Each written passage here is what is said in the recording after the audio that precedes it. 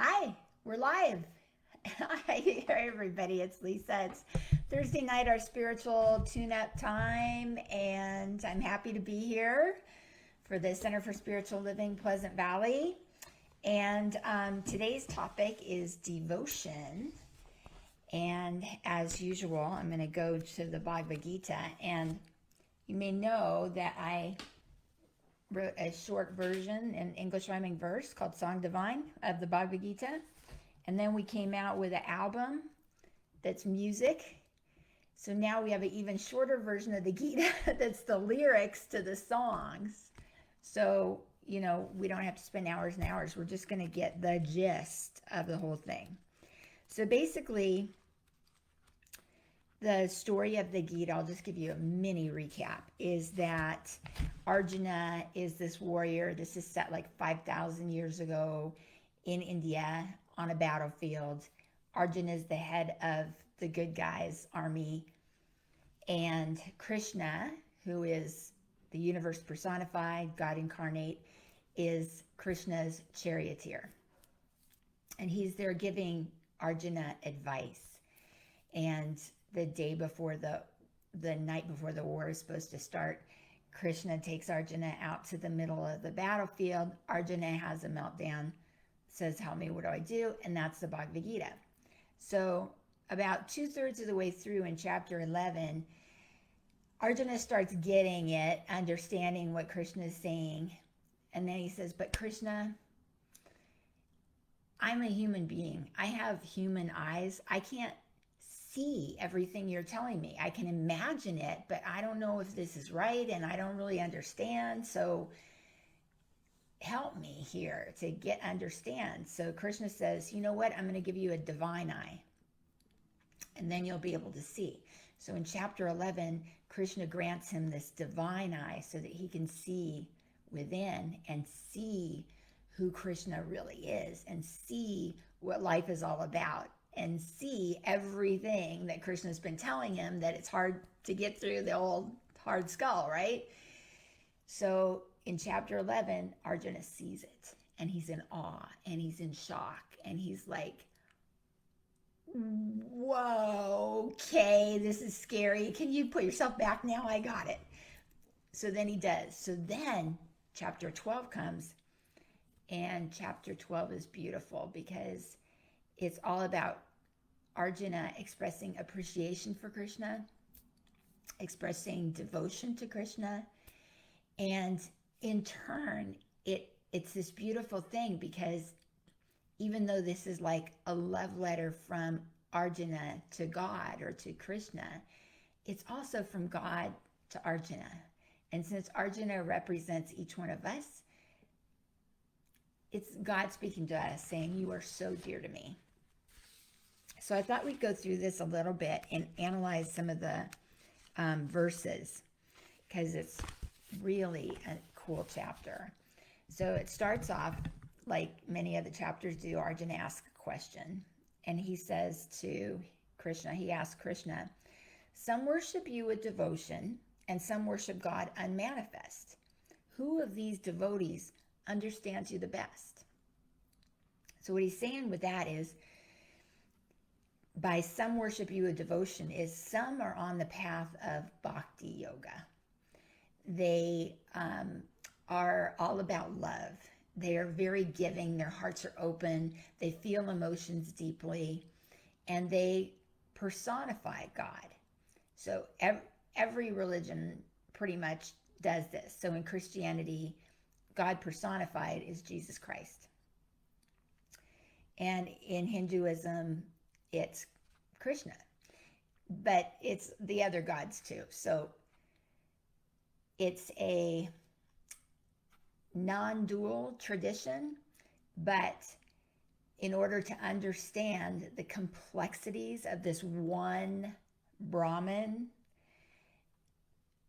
they allow God to become personified to show its personality through various gods and goddesses so that we can have a relationship with that being, so that we can, what relationship is, it's relating to that person.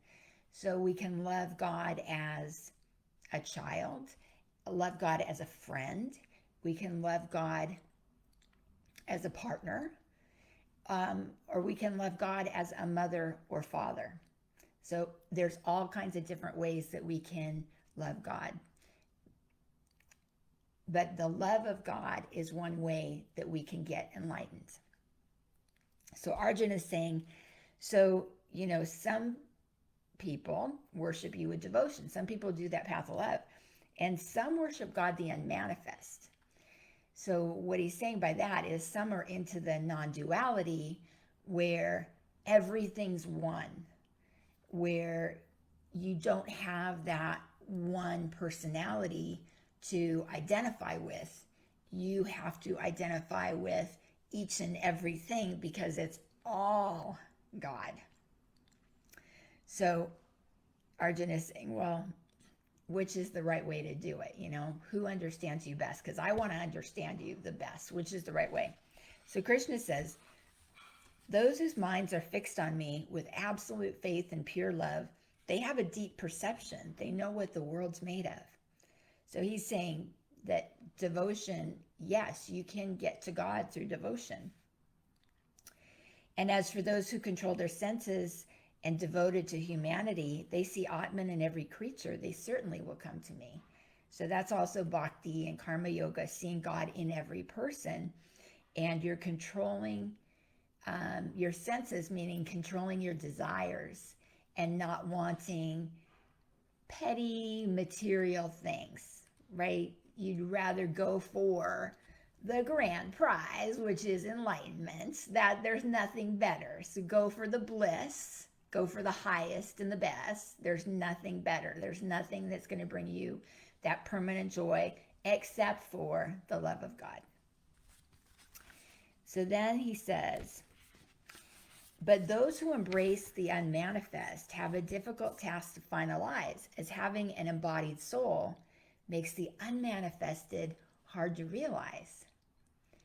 So basically, he's saying the same thing again about how if you don't have that personality, if you don't have that form, everything in nature has a name and a form. If you don't have that form, it's more confusing. It's more difficult because you can't relate. You can't relate to something formless because you have a form. You have a body. You have a name. You are that, And then how are we supposed to imagine what is God, this formless, nameless, spaceless, timeless being? That is more difficult to realize. So Krishna says, fix every thought on me. In a blissful state, there you'll dwell. Don't you doubt, now or ever, that with a tranquil mind all is well. So he's really making it easy on us. He's like, doesn't matter what path you're on. If you just think about me, just keep me in your mind, whether it's through meditation, through work, through love, through discernment, whatever it is, if you just keep your mind on me, keep your mind on God, is what Krishna's saying, and you don't have doubts, you have faith. What's the opposite of doubt? Faith. That's why I think I called this faithfully devoted to you.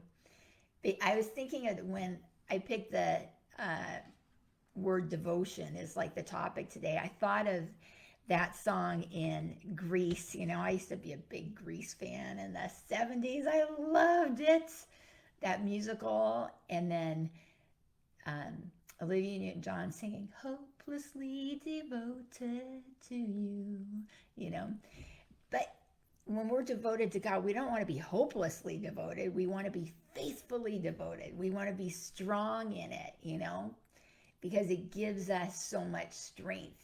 We don't want to be hopeless. We want to be strong. We want to be faithful. So we're faithfully devoted to God. And Krishna continues. He says, if concentration eludes you, then practice through meditation. If you lack the strength to do this, Reach me through pure devotion. And if discipline escapes you, then surrender yourself to me. Give up the fruits of your actions. Renunciation will set you free. So basically, there's no excuses. We can do the bare minimum. The bare minimum. He's really letting us off the hook. So concentration is like studying, working, listening to lectures, all that stuff. But if you can't do that, he says, then practice through meditation. Just sit there and be still and be quiet, right? But if you can't do that, if you don't even have the discipline to do that, just be devoted to me. Just pray to me, spend time with me, be my friend, be my buddy.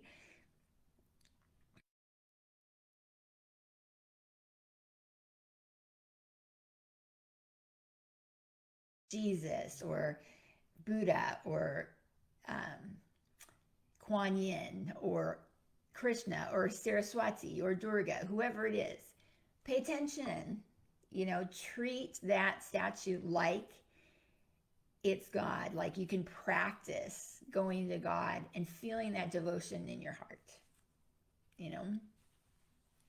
I have in my meditation room, I have several different, my team, I call them, and I always greet them in the morning. Hey guys, do you have a nice night? How are you doing? I talk to them and I feel like I have a relationship with them. And I feel like,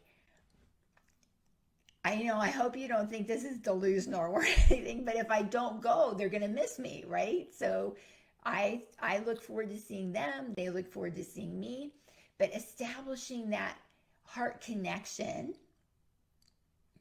is wonderful. I mean, it opens my heart. It makes me prepare for meditation. It helps me feel good about my day that I've got this team there, and you don't have to.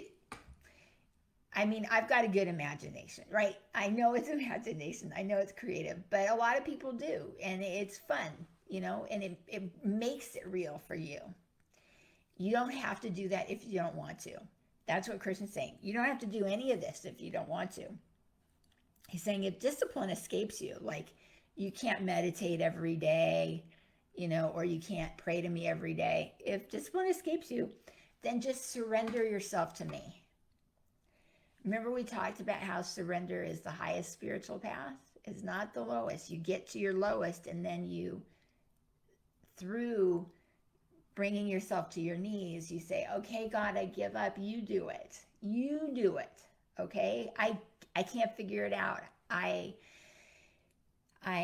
don't understand. I'm in your hands, and I understand that you are working through me, in me, as me, and I trust that whatever happens is for my own good, because that's what I'm here for, is for my own good, and I trust you to take care of that.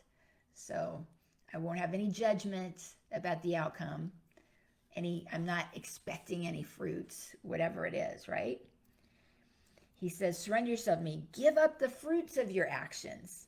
Renunciation will set your soul free.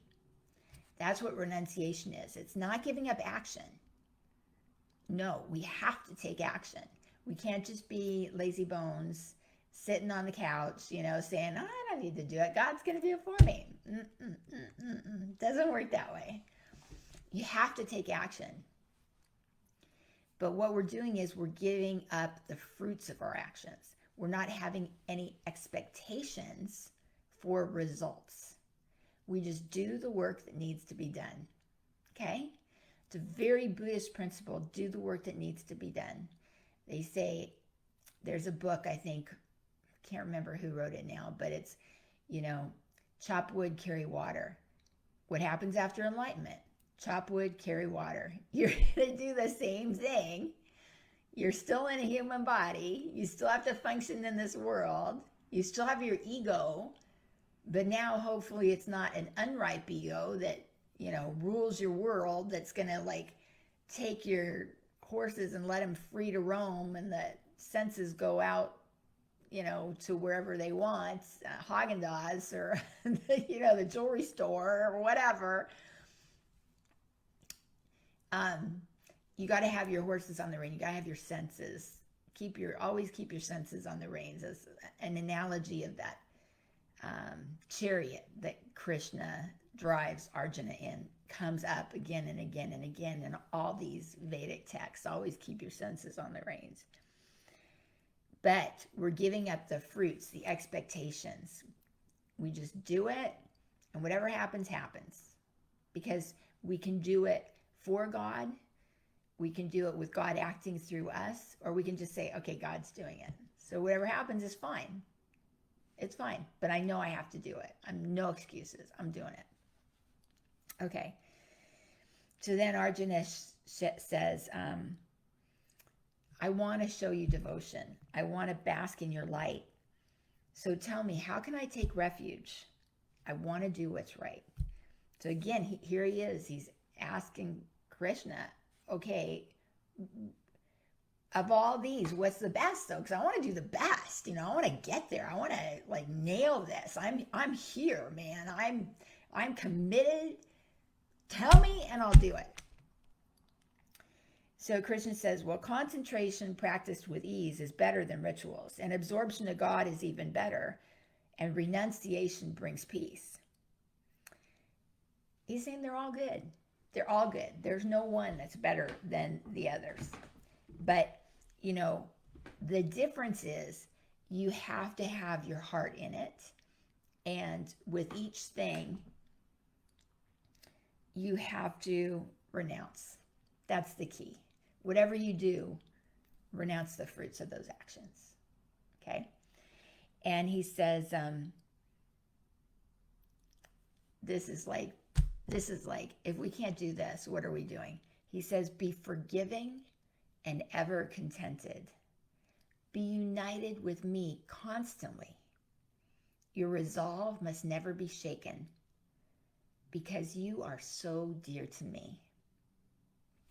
So here's Krishna saying, Arjuna, I so appreciate that you want to show me love. But I don't care how you do it. It just matters to me that you do it, because I love you so much. And this is just like a parent, right? A mother in particular, right? A mom loves her little baby. Let's not say adult parent relationships, because a lot of people have, family stuff. We're talking about the little infant baby, right? The mother is going to do everything for that baby. The mother doesn't expect the baby to give back anything. How could the baby? Look at the difference between a mother, a grown human being, and a little innocent baby that's kind of helpless, right? The mom doesn't expect the baby to get up and make dinner, to pay rent, to clean up the kitchen. None of that. It's like the mom is going to dote on the baby and take care of the baby and take care of the baby. And Krishna's saying, that's how I love you guys. You don't have to do anything. I love it if you do. And if you're really serious about it, there's some steps you can take to get to enlightenment. And I want what's best for you. But even if you do nothing, eventually you're going to get there. Eventually you're going to wake up and you're going to want to do it, and it's going to happen easily. Everybody is going to get enlightened at one point or another. Know that, okay? We're not these helpless creatures that, oh, am I going to get there or not? I mean, we might not get there in this lifetime. We might not get there in 10 lifetimes. We might not get there in 100 lifetimes. But whatever it is, we are going to get there eventually. And good news for you, if you really want this, if you're listening to this, that is a sure sign that you're getting close. That you're getting close. Because when you think about all the different choices you have, where you're spending your time right now, like Grey's Anatomy is on pretty soon. On the East Coast, probably on right now. You could be, sitting there watching TV, eating ice cream. You could be talking on the phone with your friends. You could be reading. You could be, there's so many different things you could be doing. You could be just on Facebook chatting with people and, whatever. You could be making trouble. There's like the list is endless of the things you could be doing. But because you're here right now and you're listening to these words from the Bhagavad Gita, a 5,000-year-old book spoken by God, shows that you know what's important, that you have your priorities straight, that you have the tools. And I'm like tearing up right now because I'm like so happy that I'm not talking to thin air, that there are actually people there watching this that understand how important it is, because it's important to me. You know what I mean? This is a community and we're here to support each other and to say, good for you that you're doing this. Good for you.